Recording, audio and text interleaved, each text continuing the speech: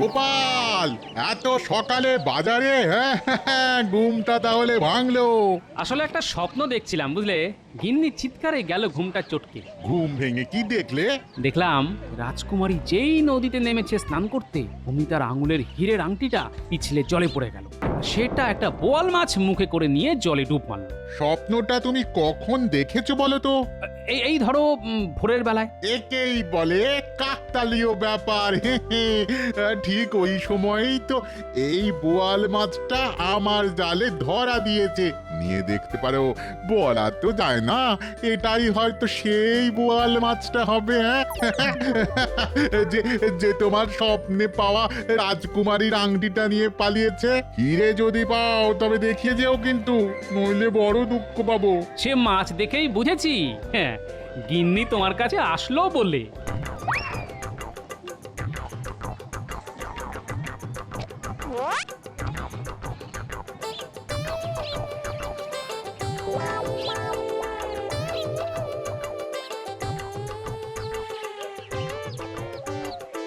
এই এই মাছের মুখটা খুব চেনা চেনা লাগছে গো, একবার এসে দেখে যাও না। হ্যাঁ, আমারও তখন থেকে খুব চেনা চেনাই লাগছিল। কি বলো তো? আয়নায় একবার নিজের মুখটা দেখে এসো, চিনতে পারবে। হ্যাঁ, চিনেছি। একদম আমার মতো তো। কিন্তু এ মাছের পেটে যে গুপ্তধন আছে সেটা জানো কি? মাছের পেটে গুপ্তধন? তাহলে তোমার পেটেও গুপ্ত কিছু আছে, কেটে দেখতে হয়। আরে কাটোই না, কিছু না কিছু তো পাবেই। এটা মাছ না মুরগি কিনেছো? এত ডিমওয়ালা মাছের কোনো স্বাদ হয়? আচ্ছা, মাছের ডিমের বড়া কি খেতে খারাপ? হ্যাঁ, আজ বেশ জমিয়ে রাঁধো দেখি, জমিয়ে খাই। কিন্তু গুপ্তধন সেটা কোথায় গেল? মনে হয় পুকুরের জলে রোজ কয়েকশো করে ডুব মারলেই একদিন না একদিন নিশ্চয়ই পাবো। আজ দেখি কয়েকটা ডুব মেরে গুপ্তধন পাই কিনা। কয়েকটা দিন ভালো ছিল লোকটা, মাথাটা এবার বোধহয় সত্যি বিগড়েছে। বলে কিনা মাছের ডিমের ঝোল রাখতে খেয়ে পেট ছাড়বে, পেট। আমি কি করব? যাক, যতবার খুশি ততবার যাক।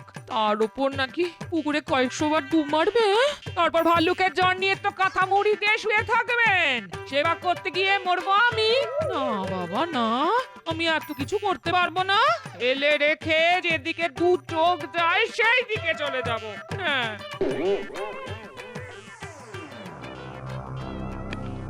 মহারাজের জয় হোক। কি ব্যাপার দূত? নবাবের সবকিছু কুশল তো?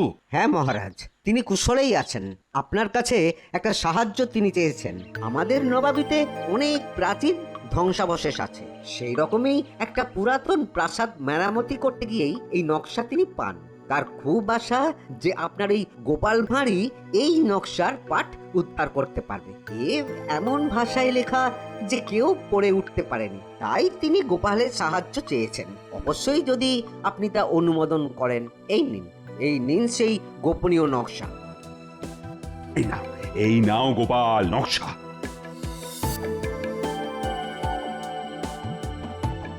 দেখো দেখি নবাবের কাছে আমার মান রাখতে পারো কিনা।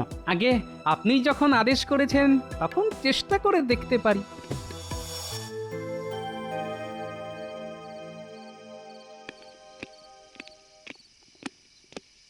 বলো, তোমার জন্য কি করতে পারি? কাজটা হলো, নবাব একটা নকশা পেয়েছেন পুরনো প্রাসাদ মেরামতি করতে গিয়ে। এতে কোনো গুপ্তধনের ইঙ্গিত আছে কিনা তা জানতে তিনি এটি মহারাজের কাছে পাঠিয়েছেন। নবাবের ইচ্ছে আমি এটি গোপনে রাখি। তা এটার একটা নকল করে রাখা কি সম্ভব আজ রাতেই? একবার দেখি তো নকশাটা, কিছু বার করতে পারি কিনা। আমি পরখ করে দেখেছি, কেউ ভাষা বুঝতে পারছে না, কারণ মনে হয় এটা উল্টো করে লেখা। ও, তাহলে তো কোনো সমস্যাই নেই। মোমের উপর ছাপ তুললেই আসল লেখাটা বেরিয়ে আসবে। তুমি আয়নাটা আনো তো, ওইখানে আছে। হ্যাঁ, আনছি।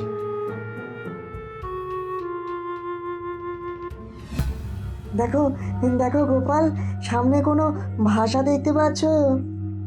আরে, এ তো বাংলায় লেখা, তবে বেশ কয়েকটা সংকেত লেখা আছে, সেগুলি উদ্ধার করতে হবে। কিন্তু মন্ত্রী কি এই নকশা ছেড়ে দেবে? ও ঠিক চুরি করবে। তাই ভাবছি কি করব। চিন্তা করো না, আমি মোমের উপর ছাপ তুলে রাখছি। সেটাই আসল নকশা। এখন যেটা হাতে আছে সেটা চুরি গেলেও তুমি নিশ্চিন্ত থাকতে পারো, ওই উল্টো ভাষা আর কেউ পড়তেই পারবে না। এবার তোদের এমন একটা কাজ দেব, যদি করতে পারিস তবে এমন কপাল খুলবে না যে তোরা নিজেরাই নবাব হয়ে যাবি। একেবারে গুপ্তধনের সন্ধান পেয়ে যাব আমরা। এই কথা, আমাদের কাছে যা আছে সবই তো গুপ্তধন, আমরা কি সেটা কাউকে দেখাতে পারি? আর সেটা তো চোরাই মাল, সেটা গুপ্তধন কেন হতে যাবে? আরে আরে আজে বাজে কথা বলে মন্ত্রী মশাইয়ের কথাটাই তো শুনতে দিচ্ছিস না। তুই একটু চুপ করবি, চুপ করবি। হ্যাঁ, যা বলছিলাম, গোপালের কাছে নবাবের পাঠানো নকশাটা আছে, ওটা চুরি করতে হবে। পারবি তো? একদম নিশ্চিন্ত থাকুন মন্ত্রী মশাই, নকশাটা আজ রাতের মধ্যেই আপনার হাতে চলে আসবে। হ্যাঁ, গোপাল, এই নাও তোমার নকশা।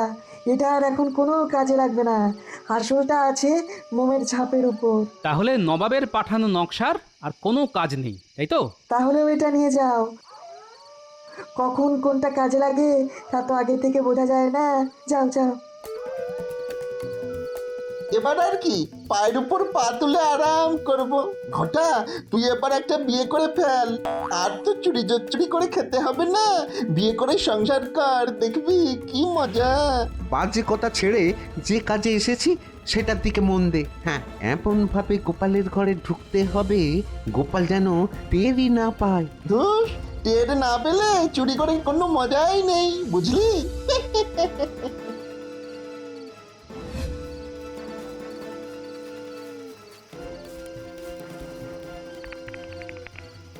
একটা আওয়াজ শুনতে পাচ্ছ?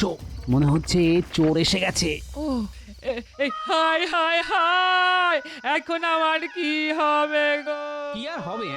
নকশা যখন উনুনে দিয়ে দিয়েছো তখন কি আর তা ফেরত পাওয়া যাবে? উফ, নবাবের কাছে সম্মান একেবারে মাটিতে মিশে গেল। নবাবকে এখন কি জবাব দেবো বলো তো? কি শুনছি রে, গোপালের গিন্নি নবাবের নকশা পুড়িয়ে ফেলেছে? হ্যাঁ, এই জন্যই বলেছিলাম তেলে কাঁঠাল আর গোঁফে গাছ, বুঝেছিস? ওরা এত দেরি করছে কেন? গোপাল কি ধরে ফেললো নাকি? ওরা যদি আমার নাম বলে দেয় তাহলে তো খুব মুশকিলে পড়ে যাব। কি রে, নকশা পেয়েছিস? না, এবারও হলো না, আমাদের কপালে গুপ্তধন নেই মন্ত্রী মশাই। আরে সে কথা পরে হবে, আগে বল নকশাটা কোথায়? গোপালের গিন্নি উনুনে আগুন জ্বালাতে গিয়ে নকশা পুড়িয়ে ফেলেছে। সেটা তোরা জানলি কি করে? নিজের কানে শুনে এলাম, গোপাল তার গিন্নিকে বলছে তোমার জন্যই আমার গুপ্তধন পাওয়া হলো না, আর তার গিন্নি হাউমাউ করে কাঁদছে। কি বলছিস রে তোরা? গোপালের গিন্নি নবাবের দেওয়া গুপ্তধনের নকশা পুড়িয়ে ফেলেছে? এবার নবাব তো ওকে শুলে চড়াবে। মহারাজও গোপালকে বাঁচাতে পারবে না। এক পক্ষে ভালোই হয়েছে, গুপ্তধন পেতাম কিনা জানা নেই, কিন্তু গোপালের এবার মুন্ডু কাটা যাবে।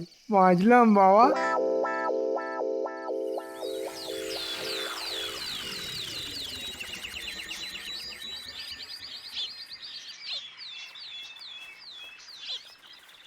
কি বিজ্ঞানী, এত সকালে? নাও, তোমার মোমের নকশা হয়ে গেছে। গোপাল, এটা কিন্তু জল ভর্তি গামলার মধ্যে রাখতে হবে, নইলে গলতে শুরু করলে কিন্তু ছাপ উঠে যাবে, পড়তে অসুবিধা হবে।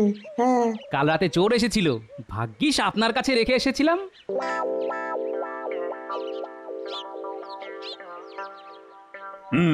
তা গামলায় কি আনলে গোপাল, তাও আবার রাজসভার মধ্যে?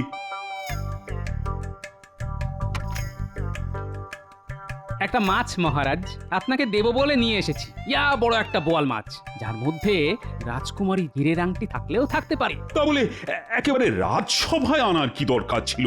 মহারাজ, চোরের ভয়ে আজকাল মাছ চোর খুব বেড়ে গেছে। দেখো গোপাল, তোমার কথার হিয়ালি ধরার মতো বুদ্ধি আমার নেই। যাই হোক গোপাল, এই নকশা রহস্যের কিছু কিনারা হলো? গোপাল কি বলবে মহারাজ? বলবো তো আমি। কেন তুমি বলবে কেন?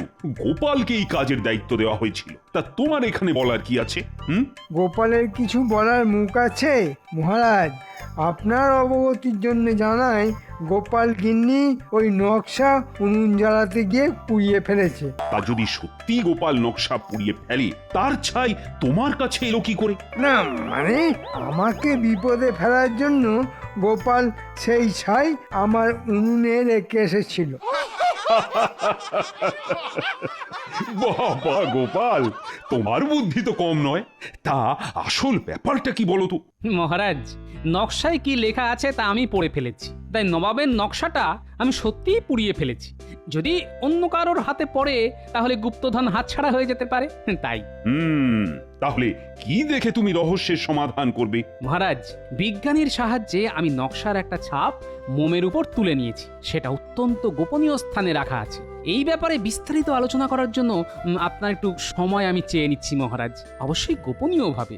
নিশ্চয়ই নিশ্চয়ই, আজ রাজসভা ভেঙে গেলেই আমি আর তুমি আলোচনায় বসবো। যথা আজ্ঞা মহারাজ, সভা ভঙ্গের পরে সব আপনাকে খুলে বলবো। ঠিক আছে ঠিক আছে।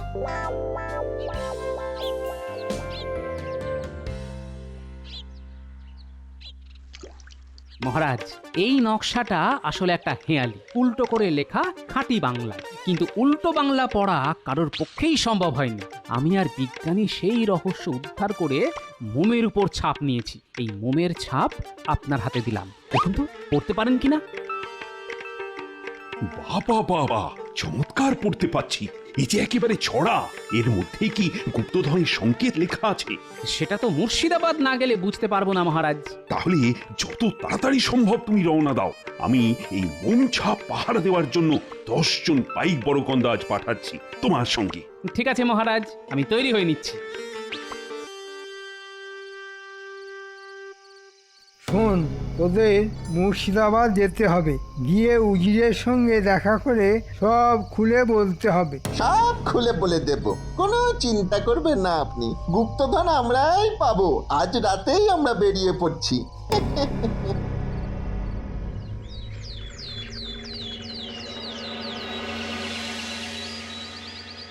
আগে উজির সাহেব, আমাদের কৃষ্ণনগরের মন্ত্রী আপনার কাছে পাঠিয়েছেন। বলো বলো, কি করতে হবে বলো। গোপাল কিন্তু এখানেই আসছে, ও গুপ্তধনের রহস্য উদ্ধার করে ফেলেছে। তিনি আপনাকে বলতে বলেছেন গোপাল যেন এই কাজটা করতে না পারে। আপনি আমাদের দিয়ে আগে ভাগেই করিয়ে ফেললে এই গুপ্তধন আপনার হবে। কিন্তু গোপাল আমাকে বলবে কেন? ও তো নবাবকেই বলবে। সেখানে তো আপনিও থাকবেন।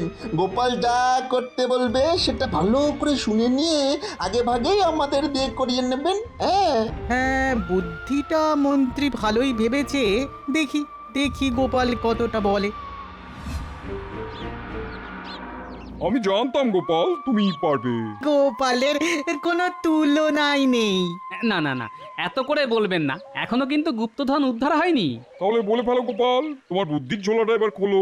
কি পেলে সেটা তো বলবে নিশ্চয়ই। আসলে হুজুর, বিষয়টা সবাই উদ্ধার করতে পারত, কিন্তু যিনি এই হেয়ালি লিখে গেছেন তিনি খুবই বুদ্ধিমান। পুরোটাই উল্টো বাংলায় লিখেছেন, তাই কেউ সেটা পড়তে পারেনি। আমি সেটা বুঝতে পেরেছিলাম, তাই মোমের উপর ছাপ নিয়ে নিয়েছি। এই দেখুন, এই দেখুন সেই মোমের ছাপ। এবার পড়তে থাকুন। পেল্লাই যত কেল্লা আছে সেখান থেকে 400 পা, পূবেও না দক্ষিণেও না, উত্তরে আছে বেগুনধা। এর মানে তো কিছুই বুঝতে পারছি না, তুমি কি পেরেছো? জি হুজুর। আচ্ছা, এখানে পেল্লাই নামের কোনো কেল্লা আছে? তার খোঁজ পেলে কিন্তু কাজটা অনেক সহজ হয়ে যাবে। এখানে আশেপাশে তো কেল্লার কোনো অভাব নেই।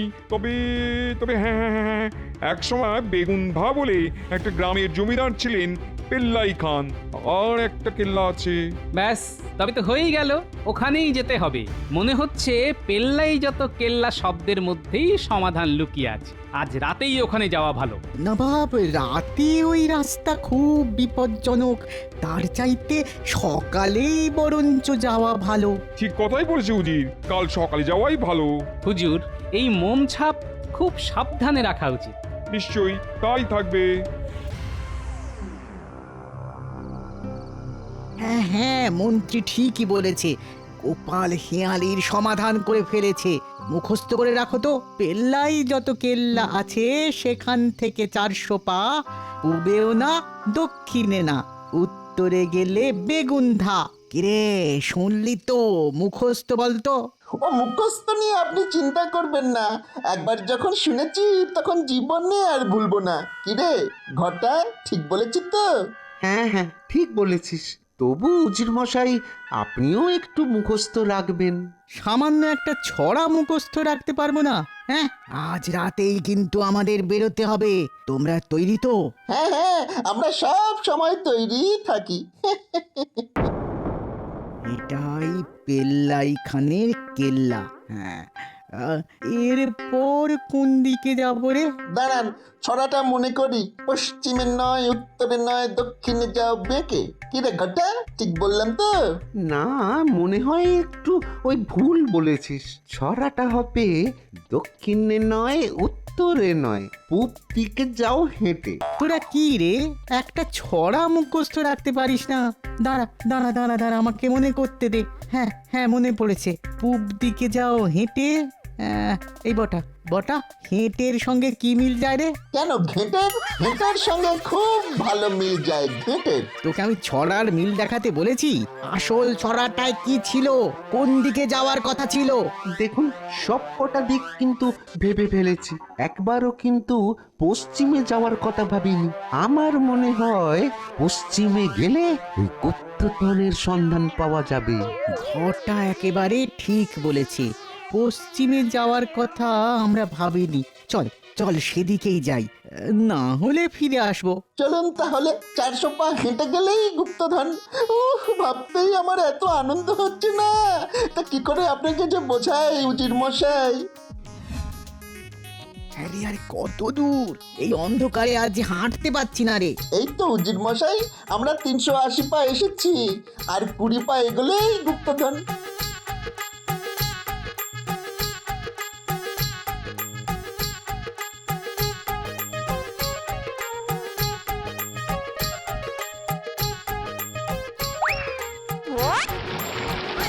ওরে ওরে মারে, ও বটা বটা রে, বটা আমায় ধর। উজির মশাই, একবার এদিকে আসুন তো, ঘটাকে ধরতে হবে।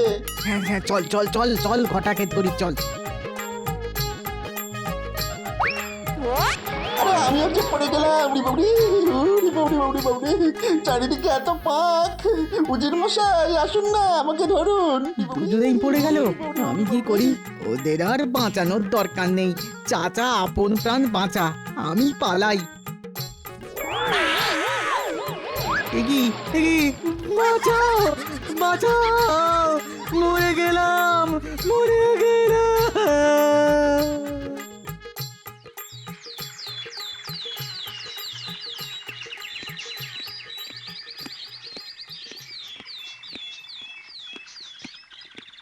উজিরকে কোথাও খুঁজে পাওয়া যাচ্ছে না।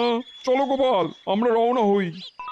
উজির সম্পর্কে যা ভেবেছিলাম সেটাই বোধহয় সত্য হলো। হুজুর, এই তাহলে পেল্লাই খানের কেল্লা। হ্যাঁ, এটাকে সে নামেই ডাকা হয়। চলুন হুজুর, কেল্লার একেবারে সামনে গিয়ে দাঁড়াই। সেখান থেকে 400 পা যেতে হবে। ছড়াটা মনে আছে তো? পূবেও না, দক্ষিণে না, উত্তরেতে বেগুনধা। হ্যাঁ হ্যাঁ, ঠিক তাই ঠিক তাই। আসলে এই গ্রামটার নাম বেগুনধা। একসময় এখানকার রাজা ছিলেন পেল্লাই খান নামের এক জমিদার। তার ছিল প্রচুর ধনরত্ন, কিন্তু তার মৃত্যুর পর সেই রত্ন বা বিপুল মোহরের ভান্ডার কিছুই খুঁজে পাওয়া যায়নি। তাই সকলের ধারণা কোন গুপ্ত স্থানে তা লুকোনো আছে। এবার সেই রত্ন ভাণ্ডারের খোঁজে আমরা এগিয়ে যাই। চলুন, এক পা করে আমরা 400 পা উত্তর দিকে এগিয়ে যাই।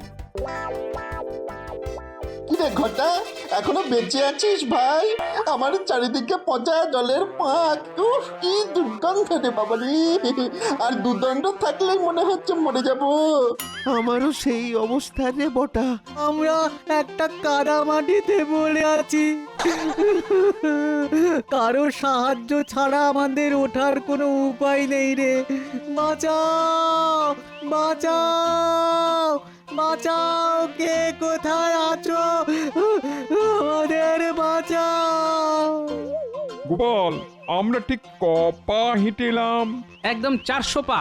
এবার যেখানে আছে বেগুনধা থেকে 100 পা বেঁকে বাম দিকে যাও চলে, দেখতে পাবে জলে একটা মস্ত মাছ, গুপ্তধনের আঁচ। নবাব বাহাদুর, এবার আমাদের 100 পা বাঁদিকে যেতে হবে। সেখানে নিশ্চয়ই কোনো পুকুর আছে, আর সেখানেই আছে গুপ্তধন। চলুন বাঁদিকে এগোই, মাত্র 100 পা।